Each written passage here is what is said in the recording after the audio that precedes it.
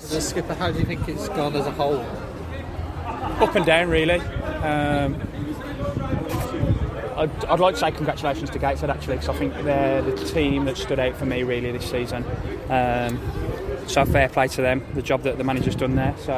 But for us, it's been a mixed season. Obviously, the start of the season didn't help. If we'd have picked up even 3 or 4 points, it would have been a big help. But that's because we had to rebuild, and hopefully the gaffer doesn't have to do the same again this season. Yeah, because after that sort of first 10 games, it started to gel, didn't it, quite well for probably 10 games or so.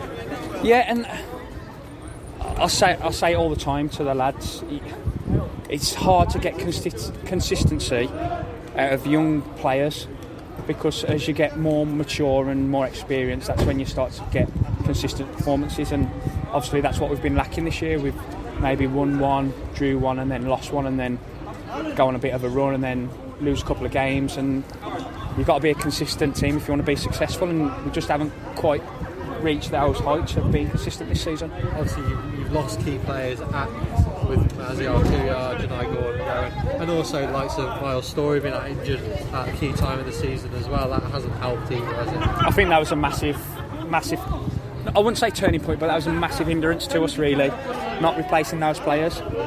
But that's what we've had to deal with, and so be it. Main thing is the club's stable financially, and that's the main thing. And how have you, as yourself, enjoyed leading the side for a season for the last 2 years? Obviously, it's an honour to be captain of such a big football club. It is. Obviously, it's frustrating at times when you lose, and then it's obviously the best thing in the world when you win games. So again, it's up and down emotionally, but we've got some fantastic players in the squad, and hopefully, like I just said, we can keep the majority of them. And today, sort of Gateshead showed at times why they're champions. I mean, Blankstaff going up front, he was really sharp and quick, wasn't he?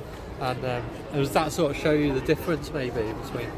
Yeah, but they were very good, and I think they deserve to be promoted automatically. But football's a funny game. I've been in it long enough to know that confidence is a massive thing, and when you've got that little bit of gold dust that they're that confident that they try things that probably a team mid-table wouldn't try, so they're playing at the peak of their confidence, so they're going to be a good team. We didn't hit the heights today that we have done this season, but like I said, fair play to Gateshead. Well, there was a time in that game, probably 10-15 minutes, where you thought maybe Hereford could get back in the game just before they scored the second and after they put Hereford were back. Oh yeah, of course. The standard's we're not miles away from like the other teams that are, Gateshead and the likes of Brackley and that. We're not miles away at all. Like I just said, it's about consistent performances, and if we can put a consistent performance together for 90 minutes, we compete with them every weekend. And the gaffer said hopefully you'll be returning next season for Hereford. Yeah, fingers crossed. I love the club. I think it's a great club to be at. I enjoy working under the gaffer, and I enjoy the staff and that, and yeah, hopefully we can get it sorted. Having some memories like last Saturday scoring the equaliser in front of the Meadow End probably helps. Yeah, it does, to be fair. It was a great atmosphere last weekend, and on the Monday. But just if we can get Edgar Street rocking, it could be a fortress. But then that comes from us as well. We need to put the performances in to make the fans get behind us, and hopefully we'll be able to get on the front foot next season and have a good start.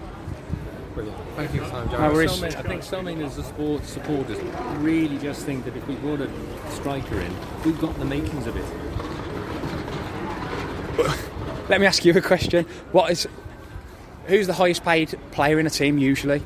Probably a striker. Exactly. Yeah. But what can you do without one? And that's been our problem this season. Well, that's for you to. I'm not going to say that. Obviously, we lost Janai. We lost Janai, didn't we? Disagree, though. I wouldn't disagree. No. I'm sure the gaffer's looking at ways to try and bring another centre forward in if he can next season. Whether he'll be able to, get in one of a high standard, let's hope so. We'll see. Needed. Yeah, of course. Because the one real problem has been simply lack of goals. Is it 51 we scored this season? There, is it? Yeah, 51 is not enough. Yeah. It's not enough if you concede goals. If you like Brackley, 51 goals is probably enough if you concede 25 in a season. But we want to play. Look, we all play football for a reason, don't we? To entertain, and it's an entertainment sport. So if scoring goals, that'll please the fans and get the people in. Well, that's winning football, I think. Keeps the gates up as well. I think that's winning football, not necessarily scoring goals. I think if you're winning 1-0 every week, you're going to get fans through the door. Hopefully. Anyway. Thank you very much. And all right. We'll be back next season. Fingers crossed. Cheers. Thank you. Thanks, Jared.